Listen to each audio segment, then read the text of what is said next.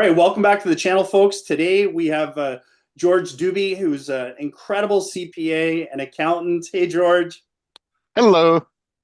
And so I met George through watching one of his YouTube videos. I was searching for what does cash damming mean. I was just looking for more information that on what my clients asked me, trying to educate myself. And I came across one of your YouTube videos, very informative. So I thought, hey, let's meet George and let's bring him on the channel because we've got a lot of clients that have a lot of questions on CRA, tax strategies, especially when it comes to some of the biggest investments of their life, like buying a home or a rental property. So, yeah, George, why don't you take a second, just introduce yourself, and then I'll dive into the questions. Awesome. Yeah, and thank you for having me. I'm, as you indicated, an accountant that's been focused on what I'm going to call both the tax and the practical components of investing, developing, etc. And just happen to be working with, because one of the larger groups of people probably that are doing the investing happen to be various medical professionals. And so I tie in those worlds, if you will, from that practical attack side, while I focus, of course, or the firm on the financial statements and tax returns. Those are kind of the commodity. Those are the grocery store item. It's the planning, and not just planning for today, but medium, long-term, intergenerational planning. That's what makes the huge difference. Excellent. I'm so excited for this. So let me start it with like a typical scenario that I see from clients from the medical field all the time. So I typically will get a doctor, doctor, dentist, whatever. So I'll get a Sure. medical professional, and they've got their corporation. So they've got a corporation that they're paying themselves. So they're not sole proprietors. So they have a corporation. They got their spouse, typically full time, working, doing their own thing, and they're typically like a salary employee, let's say. And I'm always finding they have real estate as investments. So they have rental properties. And then the question I always ask them, I'm like, "Are you working with a good accountant?" And they're like, "Do you know anybody?" And so that's kind of the basis of this conversation. So I've got a bunch of questions, thinking about them as like, okay, this is like the picture perfect client that we're talking about today that I run across all the time. Here's quite a few questions that I have. Do you mind if we just run through them?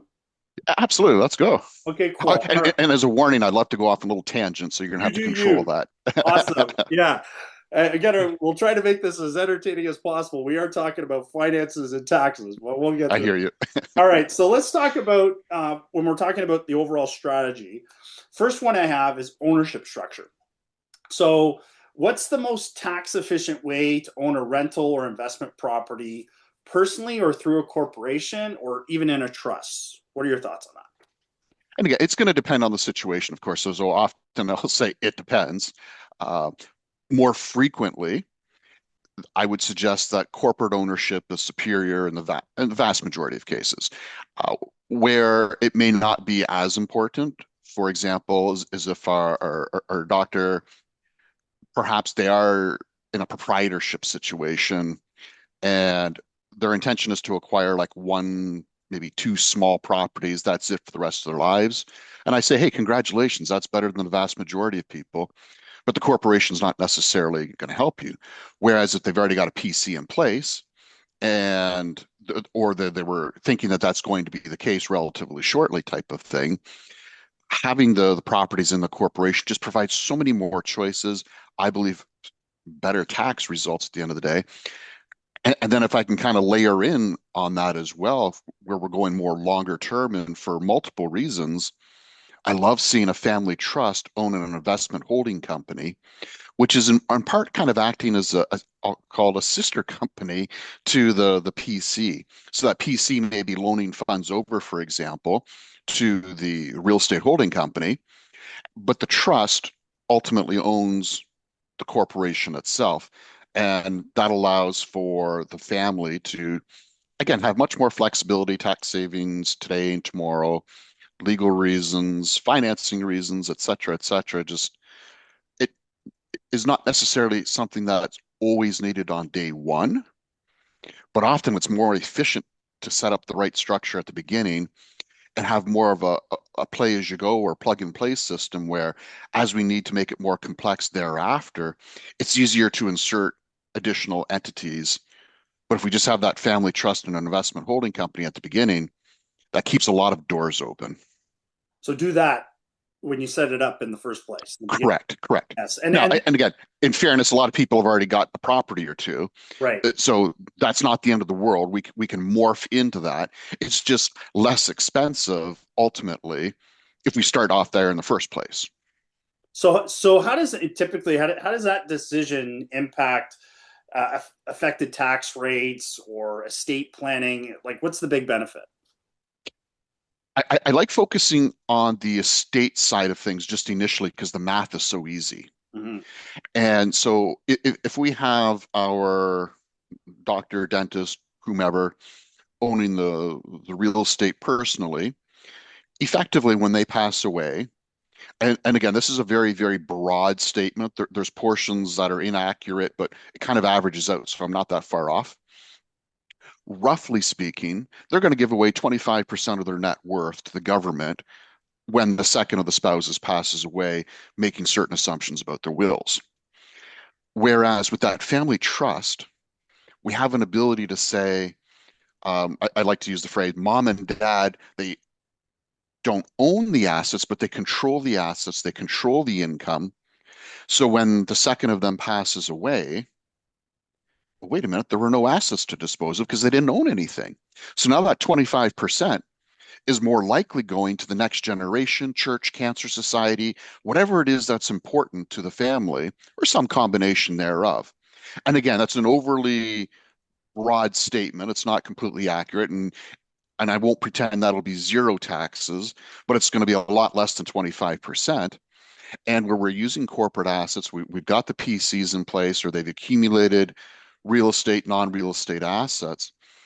It's quite possible that if they do things incorrectly, instead of that 25-ish% tax, literally it can be broaching 90%. Now you have to do a few things wrong or not be paying attention, but it's possible. And that's scary to me. That's terrifying. Work your Yes, whole life just to hand off 90% to the CRA. What? it's ridiculous, right? Oh, this is why people need to speak with you, George. Yes, yes. All right, so that's a great answer. Let's move over to like refinances because you've got people, they have the property, they have mortgages now. So if somebody refinances a rental property, pulls the equity out, and they use that for a purchase for something else, how is that taxed? And let's say they're buying another investment property. How does that work? Versus if Sure. they took it out to pay down their principal residence. That's Right. So, and again, this also makes difference if we're doing this through a corporation or personal. okay. But so let's say at the corporate level. So we have some real estate in there. The property's been refinanced, and the refinancing itself, regardless of personal or corporate, will not in and of itself trigger any income taxes. So that's all safe. Great way of expanding the empire. The catch is to determine whether or not the interest now on that debt is deductible. And so what Revenue Canada says is something to the effect of if you've used those borrowings for investment, qualifying investment purposes, which acquiring another rental property is typically A-OK, then that interest is going to be deductible. Whereas again, if we use those funds, and let's say we have personal ownership here to keep one part of it simple, then and if I use that to take care of my personal house or I decide, hey, I'd like to be on the next spaceship to Mars and I need to reserve my seat, then that's going to be non-deductible in terms of that interest if I'm using it for personal purposes, essentially. At a corporate level, if I've refinanced, let's say I've got $1 million now for my refinancing, and for whatever reason, I was inclined to take the money out to the company. If I didn't already have a situation where I was owed that $1 million for some reason, usually because I put money in, I just created $1 million of income. Uh-oh. So that then, typically speaking, would not be a great idea. But if I keep things at a corporate level, And going back to our original questions, particularly for healthcare professionals, for that matter, business owners that have corporations, Hmm. removing the funds from the corporation, or sorry, corporate level into personal hands is usually a tax disaster. Whereas if I can keep things at a corporate level, one, it's going to be more tax efficient today. And then going back to my point with the family trust and the 25%, it's going to be more tax effective for my next generation. So they're going to get their hands on more assets as compared to Revenue Canada doing that for us. So the problem is, I do the refinance. We in our world we call it the equity takeout. So somebody's in their mind, okay, I got this rental property. It's over there. I paid down the mortgage. The renters helped pay down the mortgage. I got $800,000 sitting in there. All right, I'm going to take that out and I'm going to buy a new Porsche.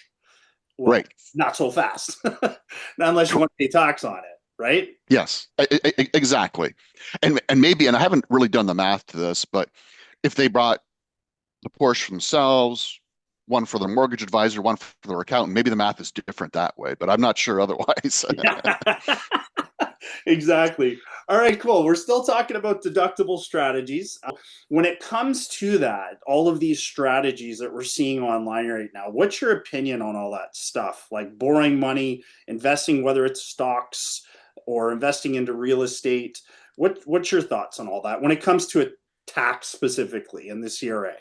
Right. So from a tax perspective, if you're going to borrow to invest, I think it's fabulous. Okay, And I would much rather set things up so that if I'm going to pay interest, I might as well make it deductible so it's more tax efficient, of course. gotcha. A completely separate question of whether somebody should or shouldn't, or to what degree they should be leveraged. But once that process has been determined, if you will, okay, if we have interest, I want it to be as cheap as possible from an income tax perspective. So if there's any way I can structure that to immediately or over time receive that deduction, I'm all for that. Okay, cool. For what it's worth, I use it myself personally. Yeah, I think it's really up to whatever your personal goals and strides are. As a mortgage agent, I never get involved in your goals. I help you find the right products. I help you find the right mortgage. Get the best rates and stuff. But when it comes to they're your goals. I'm not going to, tell you what you should be doing. Right. It's a personal decision, right? Based Yeah, on your and professional. I don't get involved with you should pick property A, B, or C from an investment Right, perspective or stock A, B, or C. I'll gladly tell you what George would do, and I'll right. tell you why he would do that. So then somebody can get into my head with respect to, okay, George, but if you thought whatever it may be, or took away some part of your analysis and changed it with whatever their thought process is, then what would you say? That I think gets into interesting dialogues and planning opportunities. And it often opens doors just in the sense that they may have a pair of blinders on, for lack of a better word, not be aware of opportunities such as the cash damming, for example, where, oh, Ooh, wait a minute, I didn't realize I could do that too. I just need to start coordinating and make sure that it's done properly, for lack of a better word. should we just talk about that now, since you opened it up? And Sure. for everybody out there, what is that? What is cash damming?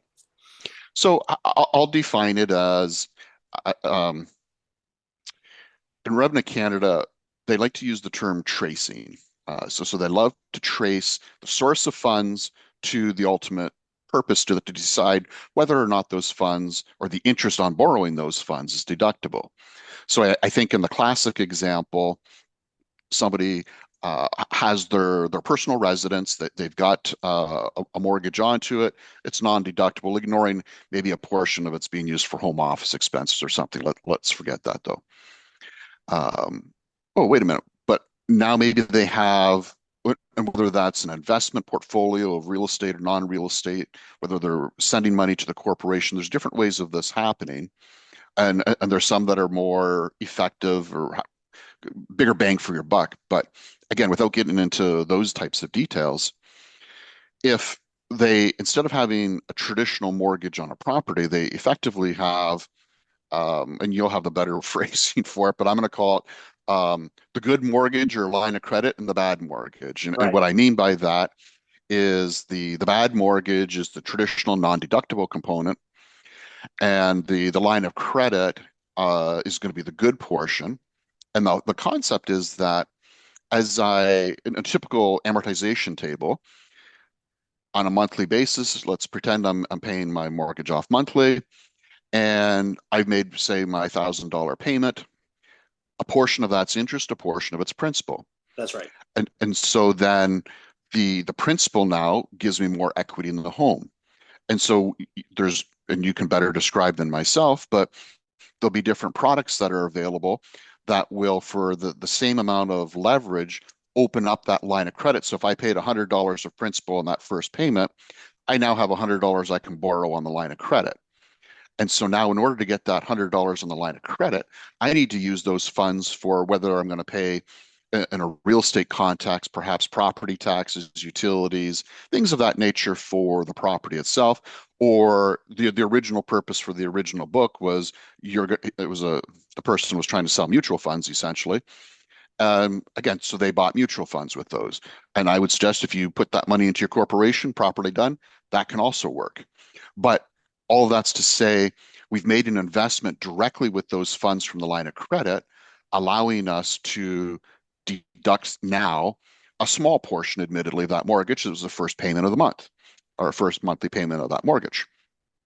But now start to imagine you've got extra personal cash, or you have a personally owned rental property, despite what I've said about loving corporations, or maybe a portion of my house is being rented out to somebody. But for whatever reason, I've got more personal cash. Great. And I apply that to the bad mortgage. I free up space on my good line of credit, and I'm converting more and more of that interest now, so it's deductible, so that over time, of course, my formerly non-deductible, very expensive mortgage from a tax perspective is now much cheaper because, again, depending on my income tax bracket, I'm probably closer to deducting 40 to 50% of that. Uh, and oh my goodness, it was almost a manufactured deduction in that I had interest anyway. And if I convert that just by changing how I flow funds around, how I trace those funds, I'm getting a much larger tax deduction. My money's working harder for me now.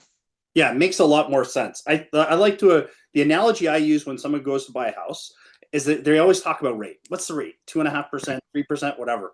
I don't like to talk about it. How much interest are you going to pay? I always like to say this: you're going to go get like a $400,000 mortgage. Well, over 30 years, you're going to spend almost $400,000 in interest. It's like you buying a house for you and also buying a house for the bank. Do you want to do that? Yes. Probably not. You want to use a strategy, which is your prepayment privileges, and that's what you're talking about. So you set yourself up with a home equity line of credit that's got a readvanceable portion of that home equity line of credit. So you're paying down the principal. It's opening up the exact amount over here on your home equity line of credit. And so, each lender will allow you a certain percentage every single month or annually or both to pay down a percentage of your mortgage with no penalty. And that's really the only way to pay your mortgage off faster. And if you can, cut that in half, like who wouldn't want 200 grand? Right. And then on top of that, you're talking about deductions. And then you're talking about if you pay it off faster, George. So instead of paying it off in 30 years, I'm going to pay it off in 15. Nobody talks about, well, how much is your mortgage payment? I don't know, $2,400, Dwayne. What if you didn't have to pay $2,400 every single month for 15 years? What about that money? Yes. Yeah, Right? it's So enormous. huge Enormous. And benefits. I can take Huge. money out of my corporation now more tax effectively to pay it down harder, faster, buy more properties, buy more this, that, or the other thing. Um, I guess I should caution people, the typical ineligible asset to invest in would be anything registered, like an RSP, TFSAs, for example. Revenue Canada says, hey, I'm already giving you that income tax free. What else do you want? And that's probably fair. Fair enough. All right, let's talk about something that's so interesting. Let's talk about capital cost allowance. Okay. That's actually a big topic lately. It is. It is. So should investors be claiming depreciation on their rental property, or does it make more sense to avoid the recapture tax later on? Like, what are your thoughts? Or actually explain how that works, because I guarantee you nobody knows what that means. Fair. Yeah. So let's start with kind of what that is. And so capital cost allowance, I'm going to use the accounting slang for it, which is depreciation. Okay. And essentially, it's Revenue Canada's way of saying, if, for example, you acquire a large asset such as a piece of real estate, they're not going to allow us to deduct it all in the first year, Got but it. they want us to deduct it over time, and they set different rates. And depending on the type of property, it's got different rates. But let's ignore that for right now.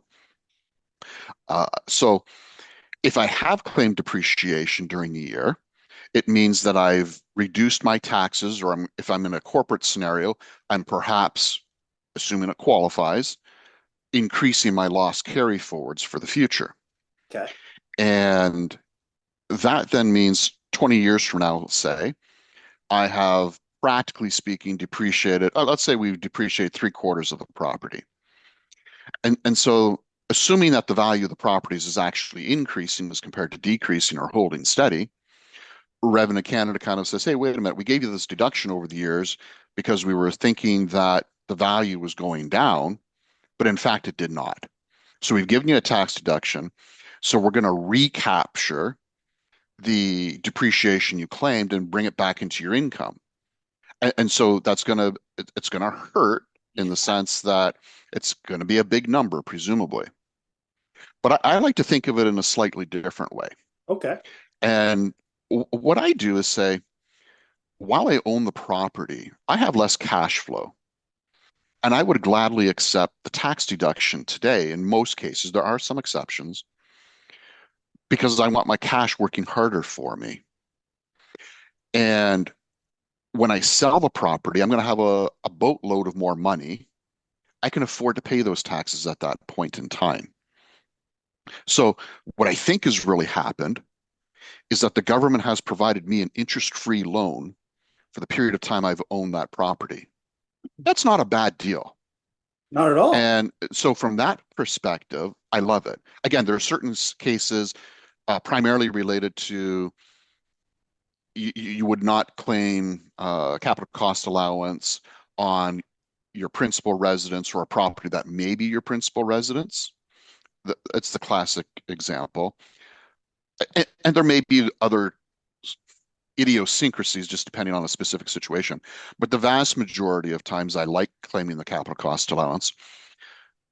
A note I think is interesting as well from a planning perspective is that if I own those properties personally, I have restrictions in terms of how much depreciation I can claim. And so that depreciation or capital cost allowance is restricted to the amount of income I have. In other words, I cannot create or increase the size of a loss.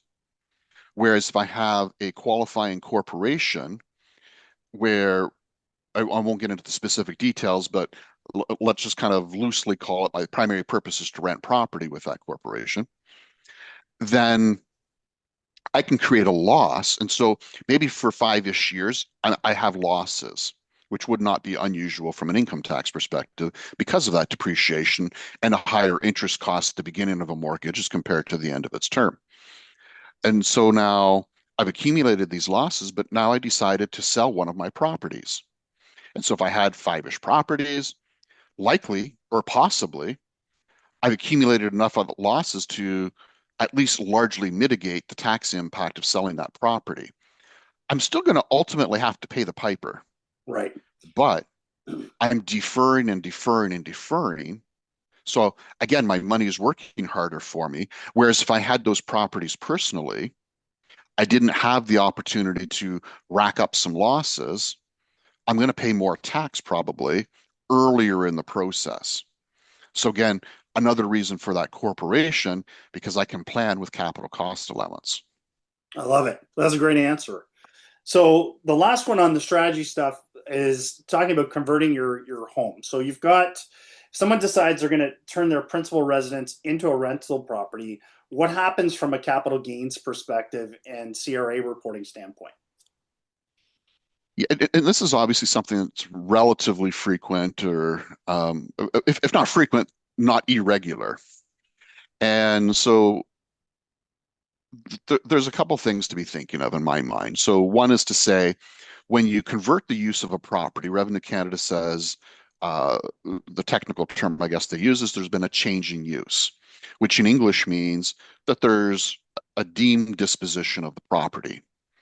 And so where we're going from a principal residence to and assuming that's the only principal residence and that's what we're going to make our claim on, to a rental property.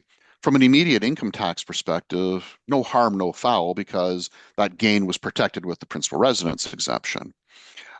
We still kind of want to lock it in, make sure we got some valuation numbers, etc. But it's relatively painless.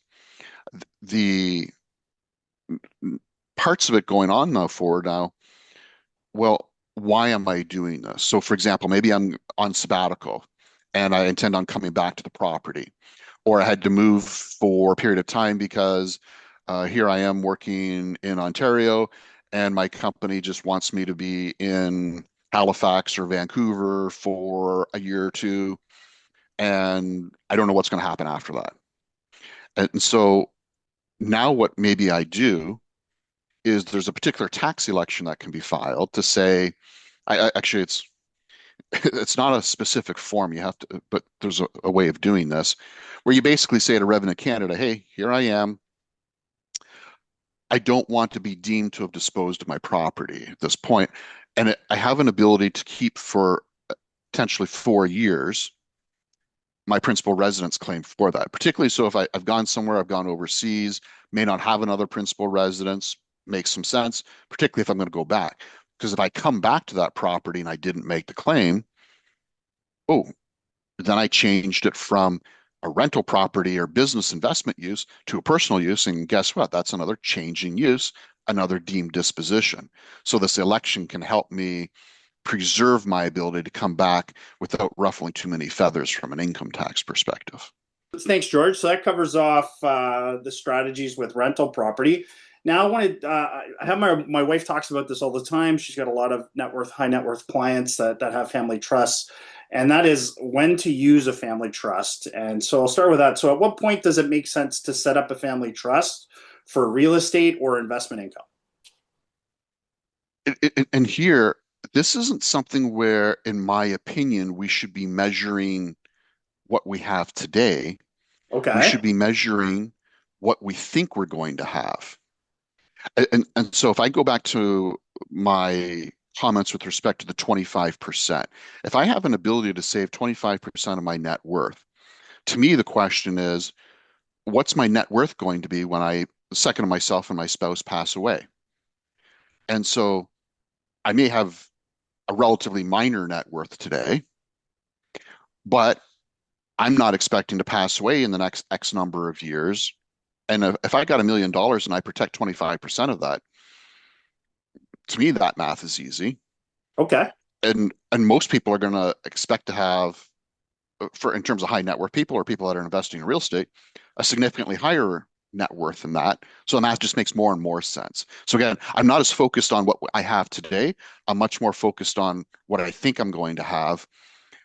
And that ignores reasons for primarily, I'll call it legal reasons, for example, for potentially setting up a trust, family law, creditor protection, this, that, or the other thing that the lawyer may or may not believe has some additional value to. And again, that's not my area of expertise. I can say, yes, I've had a number of lawyers that love putting those in place for those reasons. I love it from an income tax perspective and various reasons for that. And just more of a family dynamics equity mechanism to be able to distribute assets today and tomorrow. Sweet. And so when it comes to trust versus personal versus corporate ownership, what are the main tax benefits and risks for holding properties inside of a trust compared to personally? I think we touched on that already, right?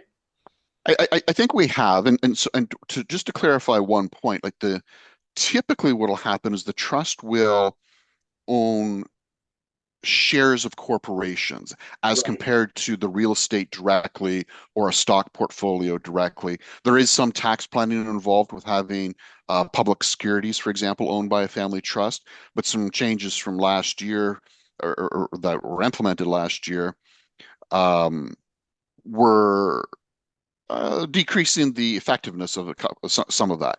But the effectiveness of having the shares of a corporation in the trust, those are still all okay, and we're going gangbusters with that component to it.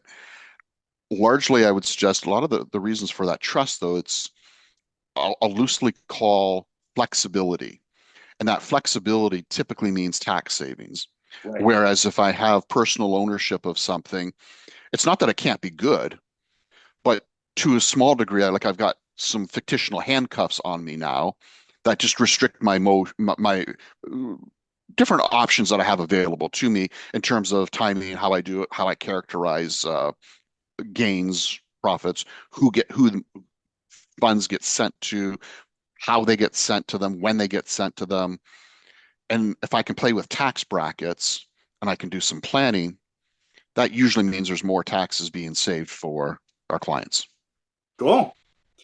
And so when I'm thinking about, my kids and my clients' kids and stuff like that, and you've got real estate specifically, I get you have your personal home. That's good. It's going to go to the Mhm. kids. But what about your real estate investments? So how can someone pass property or investments to the kids and minimize the capital gains or even the probate fees? What's the process? Sure. And again, the family trust is an ideal vehicle for that, I would suggest. And for those that don't actually really know what a family trust is, it's a vehicle where we can identify who is eligible to receive assets in the future, not who is required to receive. And as well, we are not dictating what percentages people have. And so again, let's use a simple example where we got mom and dad, two kids. And most people will think initially, okay, we should divide things 50-50 ultimately. And that will be logical. But let's start putting in some variables that we may not know today. What happens if those two kids, one of those two kids has two kids themselves, the other has 18 kids? Is Okay, it still yeah. going to be 50-50? What happens if one of those grandkids has some form of I'll call it a disability or something where some additional dollars would definitively help that person in some type of whether it's rehabilitation or this, that, or the other thing. What happens if one of those kids, grandkids, has a remarkably different income level, asset level, etc., marriage situations? We start throwing in a whole bunch of different dynamics that we can't predict today that it will, if we're defining specifically who gets what, we may get wrong if it hasn't been regularly updated. Right. Whereas that family trust, we can make game time decisions. And to me, that holds a lot of value. Hmm. Never thought about it that way.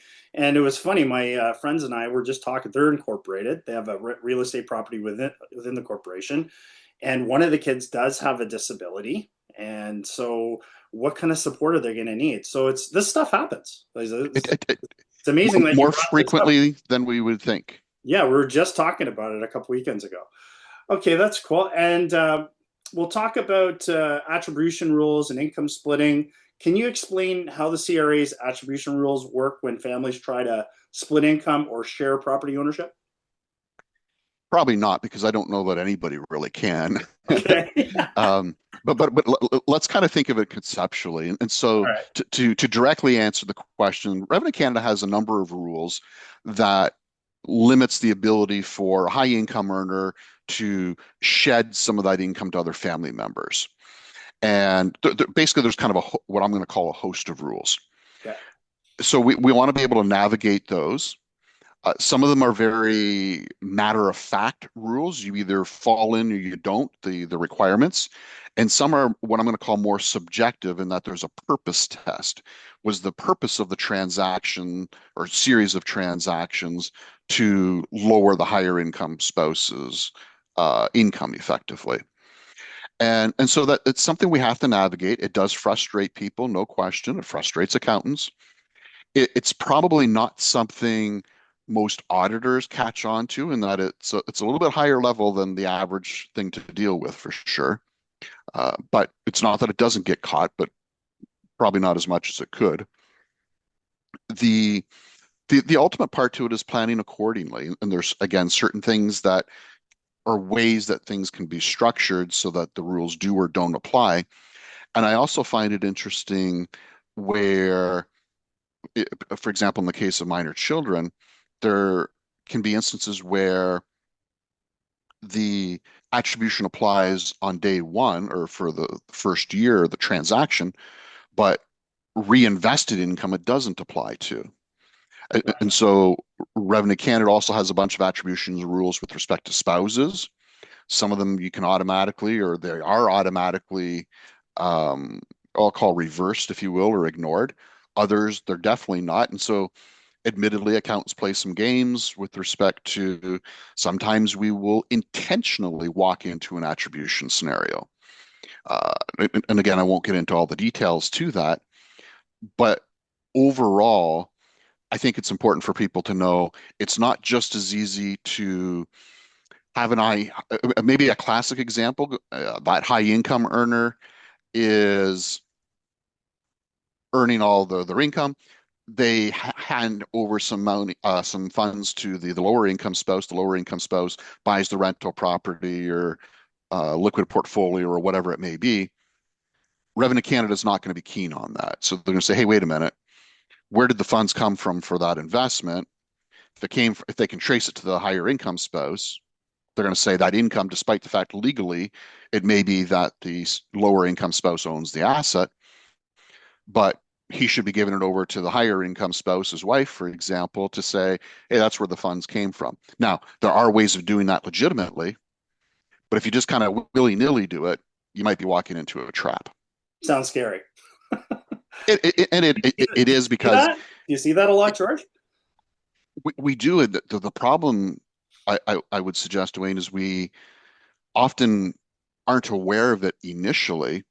And Revenue Canada is not going to usually identify it in year one. They're going to identify it year 6 or 7, for example, and then say, hey, wait a minute, we found this. Oh, we also noticed you did this for the last few years. Guess what? And again, there's certain statute of limitations. There's this, that, and the other thing, but there's also ways for Revenue Canada to potentially get around those.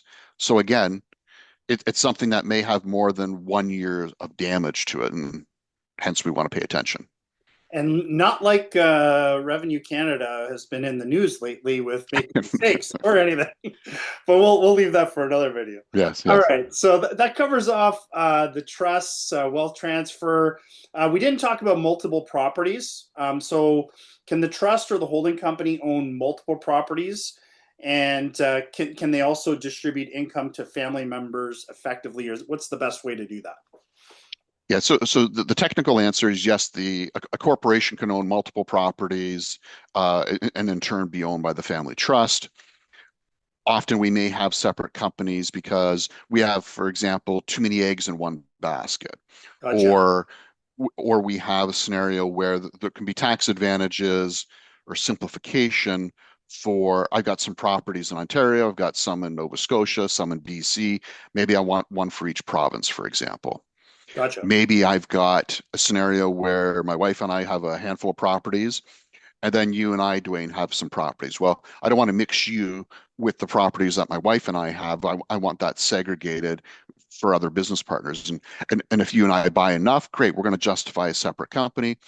Whereas if you and I are going together for $100,000 property, assuming those exist somehow, okay, that's not going to justify a use of a corporation, but maybe you're working with several Georges that you've done some co-venture deals with, and you'll accumulate a handful in a corporation. So there's multiple answers as to what may be the best, but to directly answer the question, yes, a corporation can do that.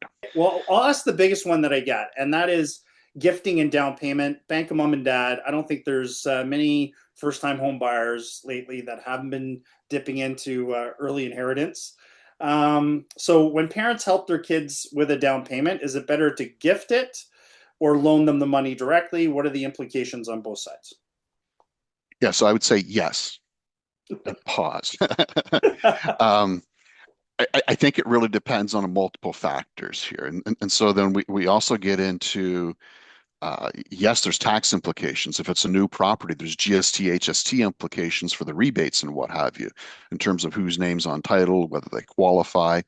There's obviously legal issues that a family lawyer would be better able to describe what's going on. And yes, I expect some financing issues in terms of what those differences are as well. So all of a sudden, we've got a host of things that are impacting that decision, and this completely ignores the bank of mom and dad's personal thoughts on the whole process in terms of fundamentally, again, are they looking for that early kind of inheritance, if you will, or is it meant to be a loan? I tend to see more of the loans from the protection element to it, if you will, so that if there's a problem with the marriage, the bank of mom and dad don't have the write-off or as likely to have that write-off. They've got more control over the situation, which may or may not be the best from the GST tax financing side of things, but they just feel more comfortable with that. And so depending, if you will, they're kind of weighing what factors are more important to them. I don't know that it's possible to say what the best way to do something is. I think it may be the best scenario for a particular family. Right.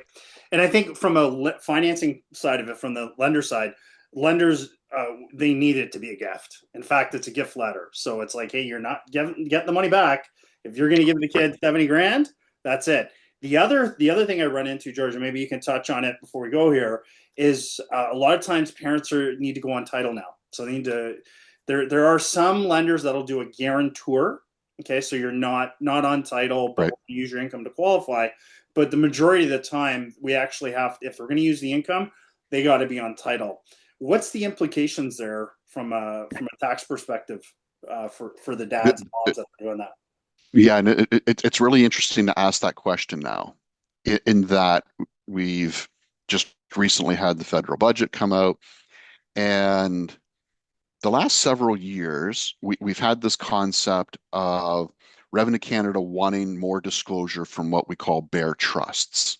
Yes. And so a bare trust could be then mom or dad on that property for financing legal reasons, but not what I'm going to call beneficial reasons. From a tax perspective, beneficial meaning rights to rewards to equity, if you will. Right. And so the last round of legislation that the government put out was in August, and they clarified some of the rules, made muddier other parts of the rules for the Bear Trust, and they've been trying to implement these for several years, and at different stages have always pushed it back. Unfortunately, one of those stages they pushed it back like 2 or 3 days before the deadline, type of thing. Separate story, bitter memories. Um, and then so in the proposed budget, Revenue Canada is, or I should say, the Department of Finance is once again deferring for one more year these rules. And I don't remember the exact number. I'm going to say this is 7 or 8 years now that we've been playing with this in front.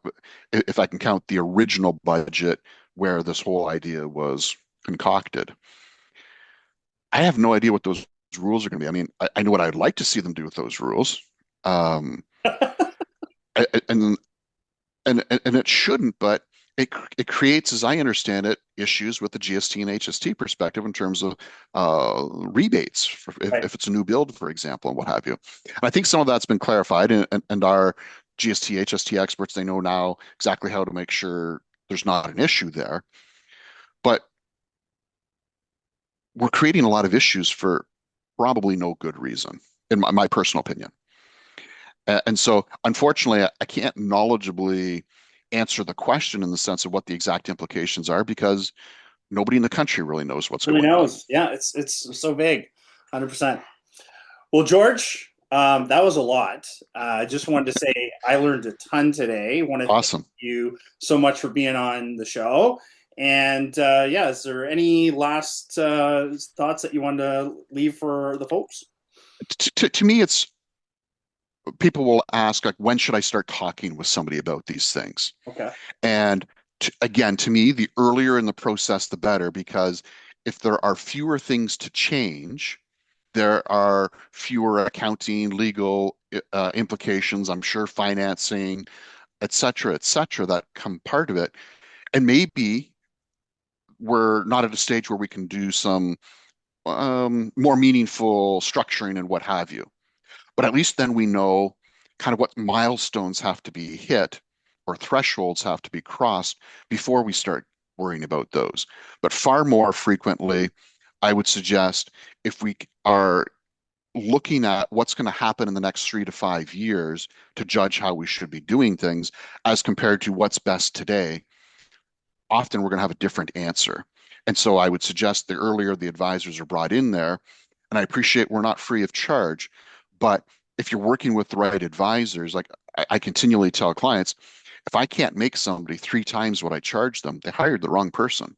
I love I'm a that. profit center, not a cost. Now you have to give me a reasonable period of time to let me do my magic. And assuming there's enough meat and potatoes to work with, I will. I love it. I love that. I love how you just, the analogies are great. So thanks again, George. Appreciate it. Thank you. We'll talk again soon. Hopefully we'll do another Awesome. one of these in the future. Very, absolutely. Bye for now. Thank you again.